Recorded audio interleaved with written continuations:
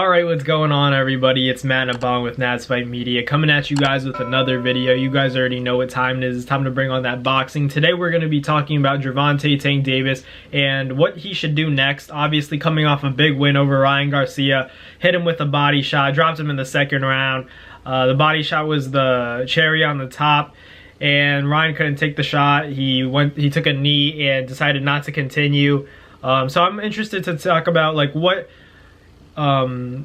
Tank gonna do next, to be honest, because I feel like after beating a guy like Ryan Garcia, you can't really go down in opposition. You can go fight. The only person I could see him, not necessarily going down, but not fighting. If you're not gonna fight Devin Haney, if you're not gonna fight Shakur Stevenson, do you go with that Isak Cruz rematch? I personally don't care to see it, because I think that if Tank were to have, both hands, because he was obviously, he had his left hand compromised in the first fight. He hurt his hand and didn't use it, half of the second half of the fight, and still won a decision. So that tells me in a rematch that there would be no contest. He would probably stop him, in my opinion. So if you're Tank, where do you kind of go from here? If you fight someone not that well known, but he's a talented fighter, then it's the risk to reward ratio kind of messes you up. There's too much risk and not enough reward, so you avoid those kinds of fighters. So you want to get a guy with a big name, but at the same time, not the most skilled guy, a winnable fight. But at this point, I feel like Tank has gone past that. He's made it clear that he wants to fight those top guys. And if it's a Shakur, if it's a Devin, obviously Shakur just fought a few weeks ago and Devin's fighting in a few weeks, barely. It's basically a week from now. Devin's fighting Lomachenko, so that's a fight that, after that we can see if he calls out Tank, if he calls out Shakur. At this point, Devin Haney's the shot caller, so if he calls out Tank after his win over Loma, that's assuming he beats Lomachenko, and I think he does it. Not really easily, but I still expect a unanimous decision win from Devin Haney over Loma. I think that, Tank is the perfect fight to, call out if Devin really wants that smoke.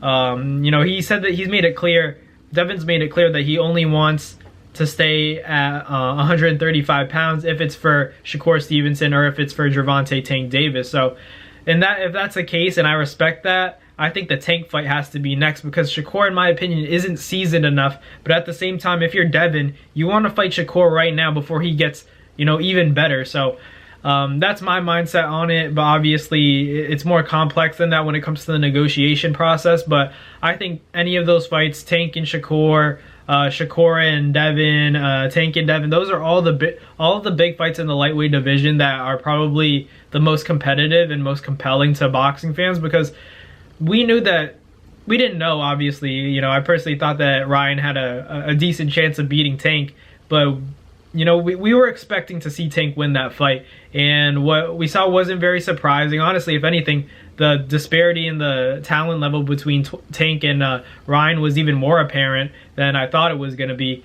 And Tank's just dominant, so I think in order for him to get matched up, in order for someone to give him a competitive fight, it has to be someone with that same level of IQ. No one has the same power as Tank does in the lightweight division, so it's more of who has that level of IQ, who's willing to stay disciplined and not bite on Tank's feints, who's not afraid to get hit. Despite, obviously, you don't want to get hit by Tank, but if he lands, are you going to start retreating? Are you going to back up and give Tank all the respect in the world and allow him to dictate the pace of the fight? Those are the kinds of fighters that are going to give Tank a hard time. The ones that are going to stay disciplined, the ones that aren't going to bite on all his feints, the ones that don't let Tank get too close. They keep him at bay. They understand distance, and those are the two guys. Shakur and Devin are the only two that can beat Tank right now. Those are the only guys. There's nobody else that today has a good chance of beating Tank.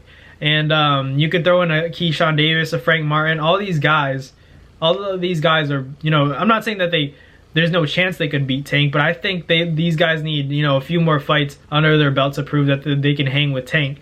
And for Tank, like I said before, it's hard because you fought Ryan.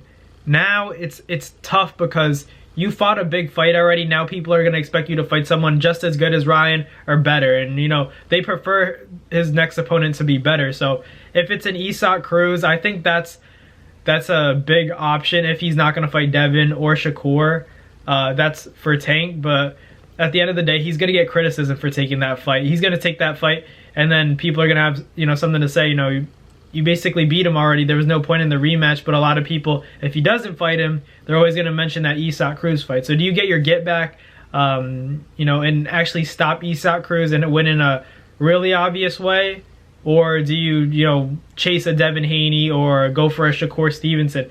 Those fights are riskier. That's the thing. It's up to Tank. If he really, you know, pushes for the Devin or Shakur fight, then Tank's, you know, he's a bad dude. He's already a bad dude. I'm just saying, if he straight up asks for Shakur and Devin next, or if Devin asks for Tank next, then these guys are fearless. Like they're the real deal. There's a lot of ducking going on in the sport, but if these guys both agree to the fight and they're calling each other out, we'll see what's next, because Tank has made it known that he wants to fight Devin, he wants to get Shakur, but he hasn't said clearly after the fight, you know, when you're asked what's next, he hasn't said I want Shakur next, I want Devin next. So he's letting that you know, play into the hands of his advisors. They're going to make that decision. They're going to give him names, and then he's going to say yes or no. So if he asks for Devin Haney or Shakur Stevenson, that's a big fight, because if he wants to fight Devin, if Tank's going to fight Devin, he has to make it happen at 135, not at 140. He has to use that same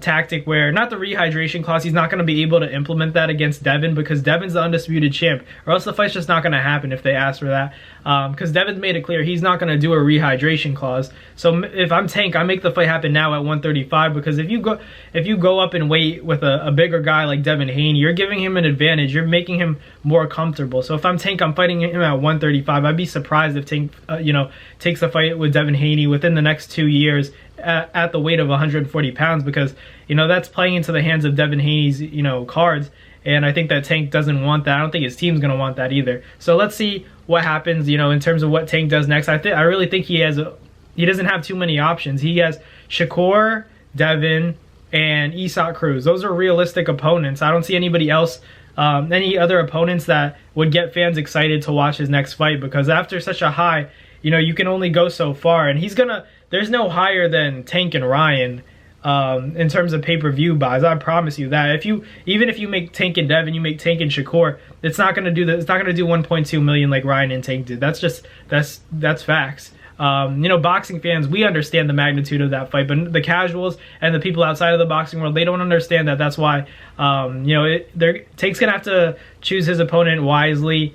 You know, if he thinks he can beat Devin, if he thinks he can beat Shakur, then he has to go for those fights next. Or, you know, take an Isak Cruz in between, but right after that, you got to go get Devin. You have to get Shakur, you know, as early as you can. And I think he has a good chance at winning both those fights. So we'll see what happens. Obviously, Devin Haney, Shakur Stevenson, Isak Cruz, all big names for Gervonta Davis to fight next. We'll see what he does.